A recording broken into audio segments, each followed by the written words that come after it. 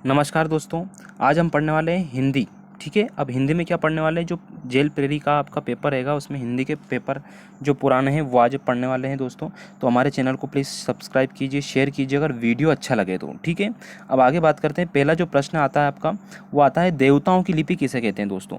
तो देवताओं की लिपि देवनागरी लिपि को कहा जाता है। देवनागरी लिपि को ही देवताओं की लिपि कहते हैं। अगला प्रश्न आता है, हिंदी साहित्य में हालावाद के प्रवर्तक कौन है। तो हालावाद के प्रवर्तक है आपके हरिवंश राय बच्चन। तो हाला हरिवंश ऐसे याद रख लीजिएगा। फिर आता है, भारत का शेक्सपियर किसे कहा जाता है। तो भारत का शेक्सपियर कालिदास जी को कहते हैं दोस्तों। और ये थे गुप्त वंश के थे दोस्तों, और कालिदास जी है जो उज्जैन से संबंधित हैं। अगला प्रश्न बनता है, मैथिली किस राज्य की भाषा है। तो मैथिली जो भाषा है वो है बिहार की भाषा है दोस्तों। ठीक है, बिहार में अधिकतर बोली जाती है। अगला है आपका, अमीर खुसरो ने जिन कुरीतियों, मुकरियों, पहेलियों और दो सुकनों की रचना की है उसकी मुख्य भाषा है।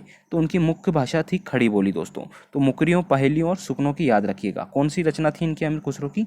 खड़ी बोली में भाषा थी इनकी। अगला प्रश्न बनता है, हिंदी के प्रथम कवि कौन थे। तो हिंदी के प्रथम कवि थे सरापा दोस्तों। सरापा से याद रखिएगा, और ये 9वीं शताब्दी के आसपास की बात है। अगला है, कलम का सिपाही किसे कहा जाता है। तो मुंशी प्रेमचंद जी को कलम का सिपाही कहा जाता है। अगला प्रश्न है, जो जीर्ण शासन भाषियु सो मई कहियउ सारू, जो पालई सही भऊ करी तो सो तरी पावई पारू। इस दोहे की रचनाकार के नाम कौन है। तो देवसेन है दोस्तों। आपको कुछ पॉइंट है जिसको याद रखना पड़ेगा। ठीक है, ऐसे जो पॉइंट आते हैं उनको याद रखिएगा। ठीक है, तो इस शासन से याद रख लीजिए ना, सासू याद रख लो, शासन याद रख लो, है ना, एक बात ही हो जाएगी आपकी। और पावई है ना, शासन पावई, ऐसा आप याद रख लीजिएगा। तो ये देवसेन की कहानी हो गई। ठीक है, मतलब उनके दोहा। अगला है, भारत में सबसे कम बोला जाने वाला भाषाई समूह है। तो वो चीनी तिब्बत है दोस्तों। ठीक है, समूह की बात करिए यहाँ पे। फिर आता है, हिंदी का प्रथम पात्र कौन सा था। तो उर्दंत मार्दंड था दोस्तों, इसको याद रखिएगा। चीनी तिब्बती भाषा समूह की भाषाओं के बोलने वालों को क्या कहा जाता है। तो इनको कहते हैं निषाद। वेरी इंपॉर्टेंट प्रश्न है ये। ठीक है, अगला है आपका, हिंदी विषय पर प्रथम ज्ञानपीठ पुरस्कार पाने वाले कौन थे। तो सुमित्रा नंदन पंत थी दोस्तों। ठीक है, अगला प्रश्न बनता है अपना, निम्नलिखित में से कौन प्रेमचंद की अंतिम कहानी। तो ये डायरेक्ट याद रखिएगा, कफन जो प्रेमचंद की अंतिम कहानी थी दोस्तों।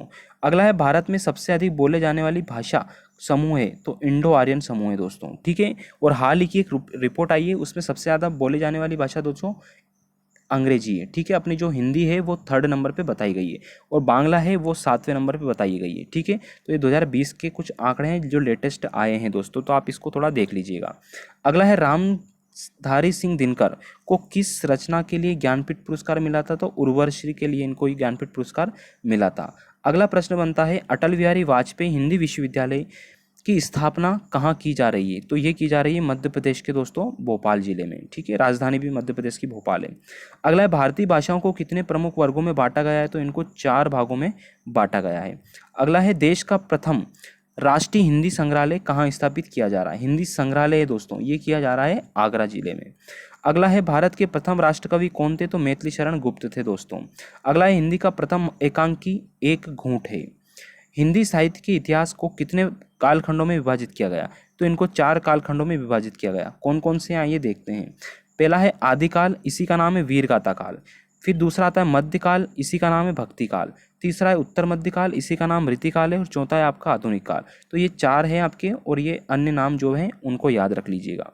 अगला आता है, एक नार पिया को भानी तन बाको सगरा जो पानी। यह पंक्ति किस भाषा की है। तो यह ब्रज भाषा की है दोस्तों। किस भाषा की है, ब्रज भाषा की है।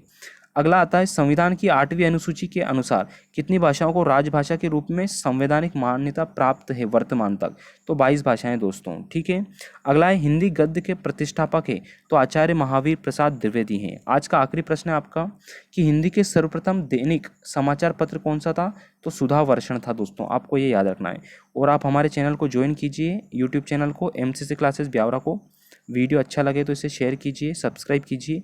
और भी पुराने वीडियो देखना है आपको जेल प्रेरी से रिलेटेड अदर सब्जेक्ट के, तो हमारी प्लेलिस्ट में जाके आप देख सकते हैं।